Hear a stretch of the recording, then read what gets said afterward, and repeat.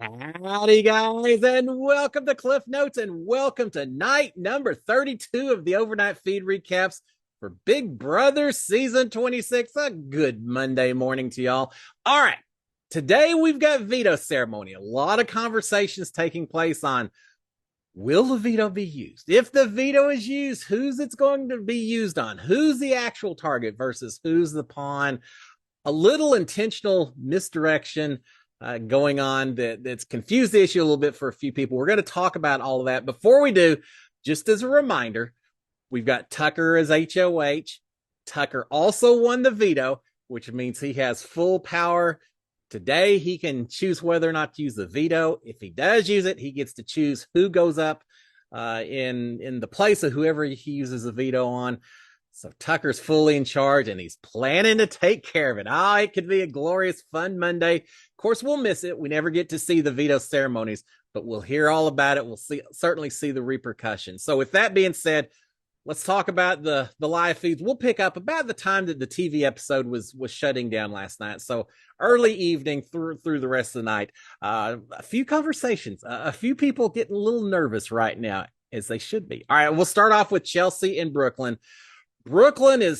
She's been trying to figure out, she knows she's on the block, trying to figure out what she can do to protect her position to maybe get off the block. I don't think she really thinks that's a possibility, and she's accepted that. So she's talking to Chelsea and saying that she's going to try to come up with what kind of veto ceremony speech she can give. She says she's going to ask Tucker not to use his veto the ceremony tomorrow, which is now today. She's going to say, yeah, don't use your veto on me. I understand it. It's fine. She's mentioning that if Quinn goes home, Brooklyn's still thinking Quinn is the primary target. He's not. At least for now, he's not. But Chelsea's saying that if Quinn goes home this week, that's coming up Thursday, that the house will be, at that point, 7 girls and 4 guys left, one of the guys being Joseph, and that if they get Tucker out next week as well, this could easily be a woman's game going forward for the rest of the season. They're envisioning that you could have 3 women in the final 3, and just the women are going to have the majority if this works the way that they hope it will, that they think it will, with Quinn as a primary target. So they're envisioning the girls running the house. It may not be quite as easy as you think it's going to be, Chelsea. All right, there's a long conversation between Tucker and Quinn. This took place in that upstairs lounge area of the backyard. They do have the backyard back. They got it back. I think it was Saturday night, so very happy about that. But long conversation between Tucker and Quinn. T-Cord Chemo had to be off somewhere just enthusiastically, incredibly happy that these two are finally talking. So Tucker and Quinn are talking. Tucker is telling Quinn that, hey, Brooklyn, I think the whole conversation starts off. Tucker starts to say something. He says, well, actually, do you have anything to tell me? And Quinn says, yeah, I kind of messed up, my friend. And I don't think he used the word my friend, but kind of messed up a little bit, screwed up talking to Brooklyn. And Tucker says, Brooklyn told me everything about you and her and y'all's relationship. Quinn saying he messed up talking to her on a couple of different occasions. Tucker's mentioning, saying, she revealed that y'all had a final 2. Quinn's not trying to deny it. Quinn's pretty much just letting it all out and saying, yep, you're right. He's saying, yeah, it was very early. He said, not only did we have a final 2, he said, but I actually suggested it because she said she didn't have anyone. I didn't have anyone. It was early in the season. And yeah, it is what it is, Tucker. We had a final 2 going on. And Tucker saying, well, yeah, at least you're admitting it. I respect that and all of that. So they're talking about that. He's also mentioning to Quinn that, I said you were going to be a pawn. And apparently you told Brooklyn, because she immediately then came right back and told me that you were saying that you were going to be a pawn. And Quinn saying, yeah, I screwed up on that one. And he mentioned, he said, what really hurts is the fact that she's not that, she told you this, but that she told you this. He said, it really hurts that, especially the final 2, that she was so quick to reveal all this stuff. He said, I thought she and I had something going on, and obviously we don't. And that does kind of hurt a little bit. So Tucker's calling Quinn out. Quinn's not trying to hide any of it. He's just being straightforward. I think Quinn is understanding that that's what Tucker wants to hear. Tucker goes on and on about how he can read people's body language. He's the psychology background and all of this, that he really is feeling comfortable that he knows how to read people.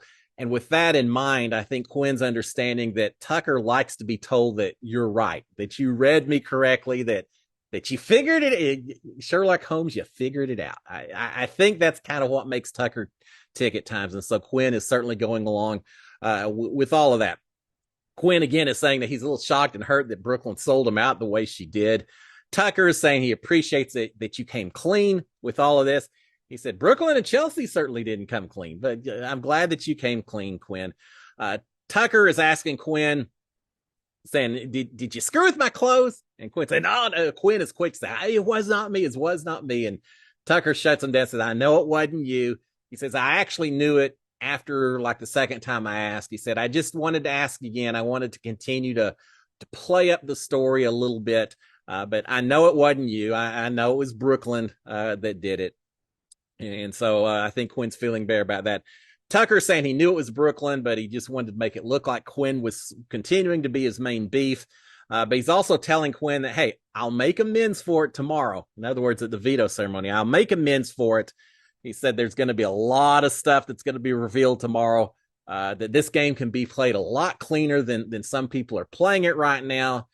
And so Tucker's planning to blow everything up. Now, he does tell Quinn at the end, says, that doesn't mean that I necessarily trust you again or anymore. Yeah, we still have some issues here, he says, but, he says, I appreciate you coming clean. He says, I tried to offer you a bone. I would have honored that. I absolutely would have honored that when I was on the wall, and you didn't take it. But at the same time, I do appreciate you coming clean, and I'll make amends for it. There's talk about him pulling Quinn off the block, and right now I think it's probably going to happen. So that may be part of the amends. All right, we've got Brooklyn and T-Core talking to each other. Brooklyn is saying that she's not campaigning yet because she wants to respect Tucker's HOH reign, and also because she just doesn't think that he should use it because it doesn't benefit. I said Brooklyn and T-Core. I take that back. Brooklyn and Tucker talking. Sometimes my spell check goes a little crazy. Brooklyn and Tucker talking. And Brooklyn's telling Tucker, remember, this is kind of what she was going to say at the veto ceremony today, but she's telling him directly, saying that she isn't campaigning yet because she has so much respect for his HOH. And she says, until the veto ceremony, you're fully in power. And I don't want to in any way disrespect that by trying to campaign. So she says, I'll just leave it alone for now. She's saying, also, I don't really think you should use it on me because I don't see how it benefits my game. So she's trying to kiss up to Tucker a little bit and all of that. Now, when she says that, does she think that she can win a vote against Cam or Quinn? Is that why she's saying that she doesn't think he could use it because she thinks that she can win out against the other two and she doesn't want Chelsea up on the block? Because really that's the worst situation. Brooklyn and Chelsea sitting in the two chairs come Thursday night's vote. She doesn't want that. So maybe she does feel confident enough that she's just trying to protect Chelsea at this point in time, or she's just playing up to his ego a little bit. Not really sure why, but she's saying you shouldn't use it. It doesn't make sense for you to use it. Tucker is saying, yeah, no, you're right. And using that veto will just cause more blood. It's just going to make things messy. I think Tucker's seeking out messy right now. Tucker's telling her, saying, look, you're fine. Just go and run your comp. Just go and win your comp. You're fine, Brooklyn. Now, maybe he's saying you'll be fine as long as you win your comp. Otherwise, maybe not so fine. But he's saying, yeah, you're good. Don't worry about it, Brooklyn. Brooklyn is saying that she knows it, that her time for winning is incredibly close. It's due for her to win. And if she or Chelsea, either one, wins HOH, well, of course, Tucker, you know that if we win HOH, we've got your back. We've got Rubina's back. Y'all are safe with us. No worries whatsoever if we win HOH. Yeah, anyone believe in that? But yeah, she's telling Tucker that. She's saying that she really hopes Tucker is open to working with her, reminding him very subtly that, you can't win HOH next week. You are going to be exposed. So I want to win HOH and protect you. I'll be your savior, Tucker. I'll make sure that you stay in this game. Okay. So she's saying all that. She is saying that Chelsea is the only person that she's close to in the house. In other words, why go after me? I don't have any kind of connections. Chelsea's it for me. But she's mentioning that to Tucker. She's hoping that Quinn is and remains the target. She says that if she doesn't manage to win BBAI Arena and take herself off, that she's pretty comfortable that she thinks that she can beat Quinn in the votes. Well, first of all, no, Quinn is not the target. Second of all, no, I don't know that you can beat Quinn when it comes to the votes, either one. So not sure that she's got a real good read on either of those. She says she's not so sure if she's on the block against Cam. That could be a little more problematic. I think it would be problem. Brooklyn is in trouble unless something drastic changes between now and Thursday, or if Brooklyn wins that AIBB Arena. If neither of those happens, I think Brooklyn could be joining the pre-jury folks here come Thursday night. Tucker is saying that you'll be fine either way. Don't worry about it, Brooklyn. You're good. All right, we've got Brooklyn and Chelsea talking to each other. Chelsea is talking about the discussion that she just had with Tucker a little bit. Or I take that back. This is Chelsea talking about a talk with Tucker earlier, saying that, this is Brooklyn. God, long night. Brooklyn's telling Chelsea about her talk with Tucker, saying she talked about her and Chelsea trying to work with Tucker, that she brought it up multiple times, that Tucker really didn't respond too much. He just said, yeah, just go win the comp and you'll be good. So he didn't really take the bait that Brooklyn was throwing out, and she's a little concerned about that.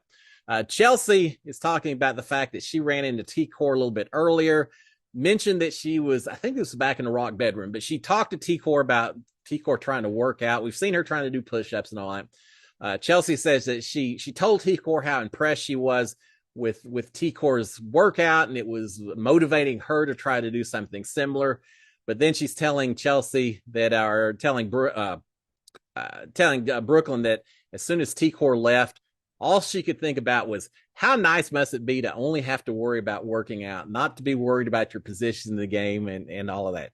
Yeah, it's a little bit tougher to be on the block as opposed to not being on the block.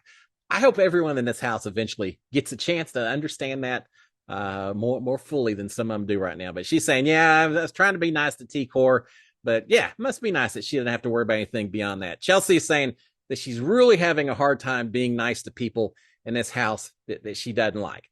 Well, that's part of Big Brother, is kissing up to people that you don't normally want to kiss up to. Because remember, at this point, other than maybe one other person, you're probably talking to, if you're lucky, your jury that's going to be voting on whether or not to give you $750,000. So you got to be nice to everyone, no matter how much they may irritate you at times, Chelsea. All right, Chelsea is saying that the Pentagon is about to be squared. Brooklyn's saying, well, there's three of us on the block. We could easily become a triangle before long.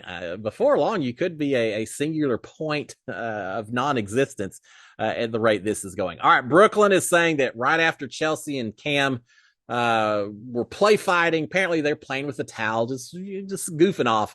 But right after Chelsea and Cam were play fighting earlier in the day, Leah came in, threw herself on the bed, acting all just put out and all that. And Brooklyn says she asked her what was going on. Leah said that she was just having to practice patience at that part of time and just acting not real happy. Brooklyn is thinking that Leah just gets upset because she's noticed that Cam is now paying attention to some of the other ladies in the house, and that she maybe doesn't like that she's not getting the attention that she feels like she maybe wanted. Is that true, or is that just the two of them kind of piling on Leah? It could be a little bit of both of them. I will say I noticed that Cam throughout the day, over the last few days, has been much more friendly around Chelsea. More than that, I've noticed that Chelsea seems much more friendly around Cam. A lot of laughing and smiling when he's doing stuff that I maybe hadn't seen before. And even though she made fun of his underwear again with her little Chelsea camera talk thing, still making fun of his clothing and hygiene a little bit and everything else. But she also said that she can overlook certain things with them, that maybe there's some room to overlook some stuff. So I do feel like Chelsea's seeing Cam in a little bit more positive light right now. And maybe Leah's seeing that interaction as well and a little upset about that. We'll see how all that develops. All right. A lot of house guests upstairs outside chatting about non-game stuff. How do eels reproduce in the wild? How come you never see hamsters in the wild? I just non-game stuff. All right, we've got Cam and Tucker talking to each other. Tucker's telling Cam that he doesn't have anything to worry about this week. I think he's telling the truth. I truly do think that Cam is probably safe regardless of who ends up on the block come Thursday. But Tucker saying you don't have anything to worry about. Cam is talking about after nominations that everyone ran to either Brooklyn or Quinn, that not a single person ran to him to say sorry about or anything else. I think there's two things. One, it tells me that Cam actually does pay a little attention to the game a little bit. I was wondering about that. But also, I think it's good on Cam to remind Tucker that. It's another way of saying, I got no one. Quinn and Brooklyn, they got connections, people that'll support them all. I got no one in this house, Tucker. So obviously, I'm not a threat. I think that was good to point out. Now, the reason he pointed it out, Tucker spent a lot of time telling Cam, saying, watch people's reactions. Come watch it on Thursday night. Watch it at the veto. See how people respond. He said there'll be a second or two. You can see their true response before they put their mask on and all of that. Watch all of that, and you'll know a lot more about these people's true motivations. And that's then in response is Cam pointing out that no one came to him after the nomination ceremony was made. So, yeah, Tucker's reminding him of that. All right, we've got MJ, Mackenzie, MJ and Rubina teaching Angela how to twerk. Yeah, don't do it, Angela. I got talked into twerking on my episode, my season. I'll never live it down. My body doesn't move that direction, but Angela finally figured it out. She was incredibly happy. I hope that doesn't mean that we get twerking Angela for the rest of the season. That could be kind of interesting. But yeah, she learned how to twerk. So congratulate. You never know what you're going to pick up when you hang around these younger folks, Angela. So yeah, she's pretty happy with that. I think the girls were Rubina and Mackenzie were kind of happy they taught her as well. It was fun watching in some ways. All right, we got Chemo talking to T-Core. Chemo's worried. He's a little bit confused because he says things are going on that he just doesn't understand. For example, he says Tucker's being friendly to Leah. He seems like he's protective of Mackenzie at this point. Remember, Chemo and T-Core wanted Mackenzie on the block. They want the veto to be used against Quinn, Mackenzie to go on the block. And he's saying, I don't get it. Suddenly, Tucker seems very protective of Mackenzie. He's protective of Leah. What is going on that suddenly he's doing that with these two ladies? He just doesn't understand it. He's talking about Joseph, saying Joseph will do anything Tucker wants at this point in time. He'll go along with anything Tucker wants because it keeps him in the background. Someone else is in charge and power. Joseph's protecting his position without really getting blood on his hands. He'll just go along with Tucker, and that could be a little dangerous as well. T-Core talking about Joseph, saying, Joseph comes in, tells us these conversations he's had and all that. She said sometimes his rehash doesn't necessarily line up exactly with what I know the conversation was that went on. She said that it's not, I'm not going to police it. It just is what it is. So they are talking about that. They're talking about, let's see, T-Core's telling Chemo, saying, look, go talk to Tucker, figure out, make sure that you understand what's going on. And if there's anything weird going on, just talk to him and find out. So yeah, she wants Chemo to go talk to Tucker and just make sure that they're still all on the same page. And we do have a conversation just a little bit later. Tucker talking to Chemo. Tucker is rehashing basically all the conversations he had throughout the day with Quinn, with Brooklyn, all of them. And he's telling Chemo all of this information, which ought to make Chemo feel better that he's trusted enough to get all the information. Tucker's asking Chemo if he and T-Core told Quinn to be honest with Tucker and to just not try to hide stuff. And Chemo saying, no, we didn't tell him anything. I think he may have said we told him to go talk to you, but we didn't say anything about being honest or not or whatever. So we had nothing to do with that. Tucker is telling Chemo, he's saying, I haven't told T-Core and I haven't told Rubina this, but I'm telling you that I'm going to pull off Quinn using my veto. I'm going to put up Chelsea on the block instead, and I'm planning to blow it all up at the veto ceremony tomorrow. So yeah, it's going to be a fun one. He's going to remind everyone about the collective alliance that was formed that didn't include Tucker. About, I don't remember if he mentioned the Pentagon, the smaller alliance as well, the underdogs. He's going to blow up everything at this point in time. He's also talking about Rubina and Quinn being a little bit close to one another. I don't know if that's as justification for why he's not telling Rubina yet about what he's doing with this, but he does mention that. Chemo is talking about Rubina, saying, hey, Rubina wanted Quinn in the Underdog Alliance, and that's kind of how some of that developed as well. Tucker is mentioning that Rubina never said a word to him about the Underdog Alliance, about its existence. Tucker doesn't like not being in the know about all information that's out there. So is that going to impact him and Rubina in terms of relationships? That remains to be seen, but he does mention that to Chemo. All right, we've got T-Core and Rubina are talking out in the backyard in a hammock, if I recall. Rubina's talking about how great it would be if it was just the two of them at the very end. They're starting to see we're almost to the jury phase. So people are starting to look a little bit more ahead and forward as we start seeing some alliances, some loyalties hashing themselves out with, and figuring themselves out a little bit more. So yeah, they're talking about how great it would be if it was the two of them at the very end. They're both thinking that they could beat Tucker in a jury vote. I don't know. We'll see as you go a little bit more forward.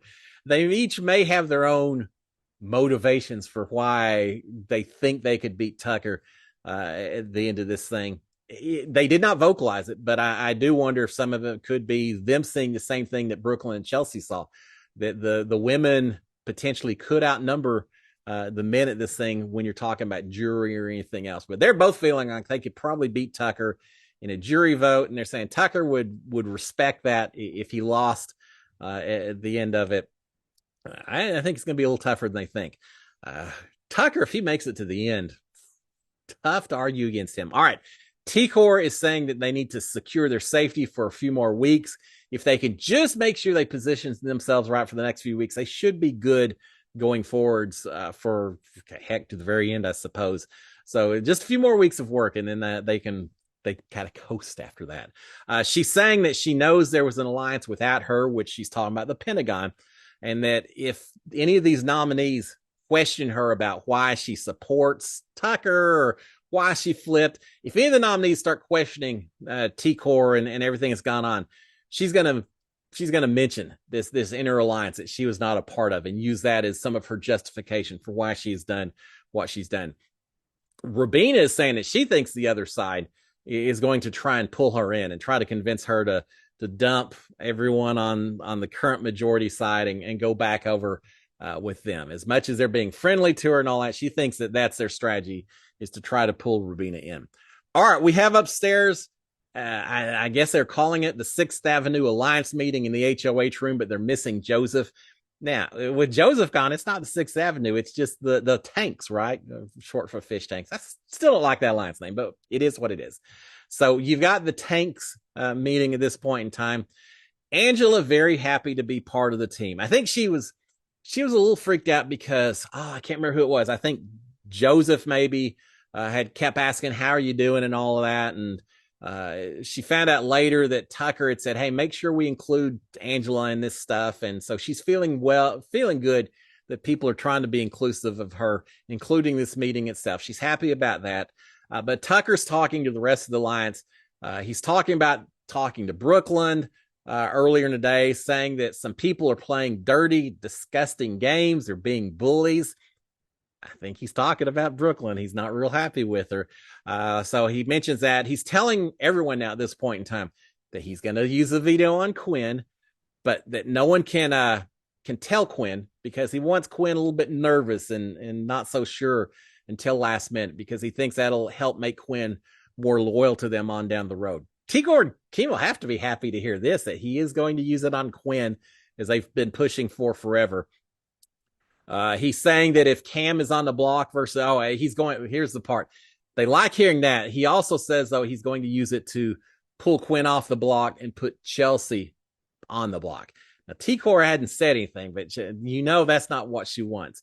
But he does mention that. He's saying that with that in place, if Cam is on the block versus Chelsea or Brooklyn, he wants Cam to stay. In other words, Brooklyn primary target, Chelsea secondary target. Cam, he wants to leave him alone at this point in time. T-Core, again, not saying anything about it. This is her chance to talk. I think, though, T-Core is smart enough to understand that Tucker is not saying, what do y'all think about doing this? Tucker is saying, I am doing this. And it's not really a situation where T-Core, no matter how strongly she feels about this, it's not a situation where T-Core really can push what she wants too much. And I think that's smart. I think what T-Core has to do at this point is understand they achieved part of their objective of getting Quinn off the block, which may help Quinn and Tucker work together, which she and Chemo been pushing forever. As far as Chelsea going on the block, it's not what T-Core wants, but T-Core is just going to have to really push to get Brooklyn sent home over Chelsea and make sure that she protects Chelsea as much as possible. Now, if Brooklyn wins AIBB Arena, I don't know that there's anything T-Core can do to protect Chelsea at that point in time, but she just has to do what she can do, and it is what it is. All right, so she didn't say anything about it. Now, there is talk from Tucker about blowing everything up at the veto meeting. He's saying that, at the end of the day, he's saying Cam and Quinn, they just got involved with the wrong people. In other words, he's giving them a little bit of a hall pass. Doesn't mean that they're at the top of his alliance list. They're still down low, but for right now, he's saying those two guys, they just got caught up with the wrong people. We can target them later. This week it's Brooklyn. If not Brooklyn, it's Chelsea. That's who we need to be going after. There is talk from him about him thinking that next week is double evictions. Could be. I mean, who knows? We're going to find out this AI instigator twist. I don't know that they'll have the AI instigator and the double evictions both kicking in during the same week. So it could be a little bit later on down the road, Tucker, but who knows? But that's what house guests do is plan ahead based on speculations that may or may not be the case. But he has this whole meeting with the alliance. Eventually, Joseph does come in, so they get the Sixth Avenue Alliance and kind of fill Joseph in on some of this as well, if I recall. Eventually, Joseph and Angela leave. They're both have-nots, so they go over to the have-not room and hang out and have a decently long conversation. Joseph is telling Angela that he's saying, look, I understand T-Core does not want Chelsea to go, but she needs to. Brooklyn and Chelsea are too tight. They need to go. He's saying Cam's just a zero in this game. He is not a threat. He hadn't won anything. He's talking no game. Cam is not an issue. Chelsea and Brooklyn, no matter what T-Core feels towards Chelsea, those are the two that need to go. And I think Angela agrees with that as well.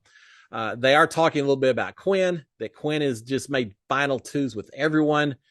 Joseph is saying he's an opportunist. So again, as much as Joseph's been trying to cover for Quinn and save him, when he's talking to Angela, he's certainly planting some seeds anyway, saying Quinn's an opportunist. And now he understands that Angela and Quinn aren't tight like this anyway. So he's kind of preaching to the choir and telling Angela what she wants to hear, probably to protect his position a little bit. He's saying, Quinn, he's okay, but he's an opportunist. He made final twos with everyone. That should concern all of us.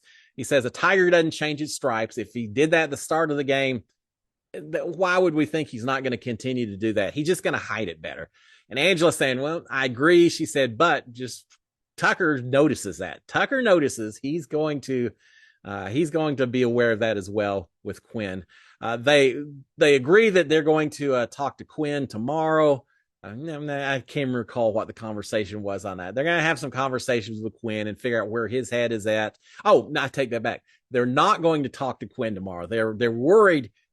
Remember, Tucker said, don't tell Quinn that he's going to be the pawn, or I'm going to pull him off the block. And so both of them are saying they're just going to avoid Quinn completely. That's only going to make Quinn more paranoid. But they're saying, we agree. But Joseph says, I'm only going to hang out either here or make sure there's a big crowd. I don't want to have any situation where Quinn feels like he can start asking me questions. I'm going to be around the public the entire time. Kind of a Boston Rob strategy from Survivor. There was a season where Boston Rob said, no one go off with anyone else. Everyone stays together at all times so no one can be plotting or conspiring. Joseph and Angela are planning to do the same thing. They don't want to talk to Quinn until after the veto ceremony, so they don't have to be put in a position of telling him that maybe he is going to get pulled off.